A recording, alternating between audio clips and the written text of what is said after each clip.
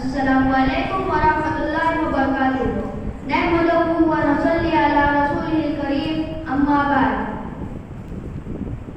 عزیز ساتھیوں، میں آپ حضرات کے سامنے کوئی لمبی چوڑی تقریر و نوسی وعظ کرنے نہیں آیا، اس لیے کہ میں کوئی خطیب نہیں کہ میں آپ حضرات کے سامنے کوئی لمبا چوڑا خطاب کروں۔ صرف میں آپ حضرات کے سامنے علم و دین کے موضوع پر گفتگو کرنے جا رہا ہوں۔ امید ہے کہ آپ حضرت سنجیدگی و متانت کے ساتھ سماعت فرمائیں گے۔ آپ حضرت نے علم و دین کی اہمیت و فضیلت کو بہت ساری کتابوں میں پڑھا ہوگا، بہت سارے مقرروں و خطیبوں سے سنا ہوگا۔ میں بھی آپ حضرت کے سامنے اسی عنوان پر گفتگو کرنے کے ارادے سے آیا ہوں۔ عزیز ساتھیوں، علم دو طرح کے ہوتے ہیں، ایک دینوی اور ایک آخروی۔ علم چاہے دینوی ہو یا آخروی ہو، انسان کو عزت و فضیلت عطا کرتا ہے، لیکن دینوی علم صرف دنیا تک ہی محدود رہتا ہے، اور آخروی علم دنیا اور آخرت دونوں جگہ رسوائی و ذلت سے نجات دلاتا ہے اور عزت و شوکت عطا کرتا ہے۔ میں آپ سے سوال کرتا ہوں، وہ کون سی شے تھی جس نے آدم علیہ السلام کو ملائکہ سے افضل بنا دیا؟ وہ کون سی شے تھی جس نے انسان کو اشرف المخلوقات بنا دیا؟ وہ کون سی شے تھی جس کے برکت کی وجہ سے اللہ نے انسان کو خلیفہ بنا دیا؟ وہ کون سی شے تھی جس کے فضیلت کی بنا پر رب کائنات نے انسان کو اپنا نائب بنا دیا؟ وہ علم کی دولت ہے۔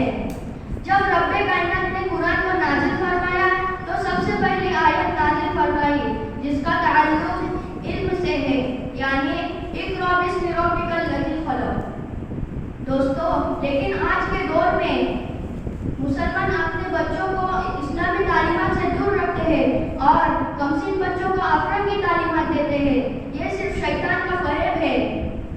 وہ شیطان مردود جس نے عہد کر دیا کہ بنی آدم کو جہنم پہنچائے گا، وہ شیطان جو ہمارے معاشرے کا دشمن ہے، وہ شیطان جو ہمارے کلچر کا دشمن ہے، جو ہمارے ایمان اور اخلاق کا دشمن ہے، جو ہمیں اپنے خوبصورت اور رنگین جال میں پھنسا کر دینی تعلیمات سے دور رکھتا ہے۔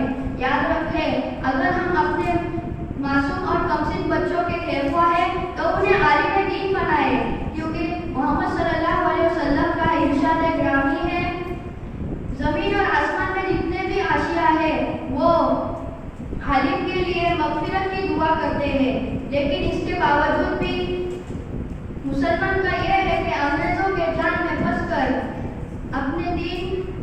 اپنے دین و معاشرت کو داغدار کر رہے ہیں۔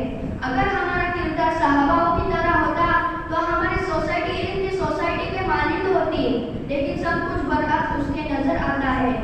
کسی شاعر نے کیا خوب کہا ہے، سمجھ میں کچھ نہیں آتا دنیا کا حساب الٹا، سمجھ میں کچھ نہیں آتا دنیا کا حساب الٹا، نصیحت کیجیے جس کو ملتا ہے جواب الٹا۔ السلام علیکم ورحمۃ اللہ وبرکاتہ۔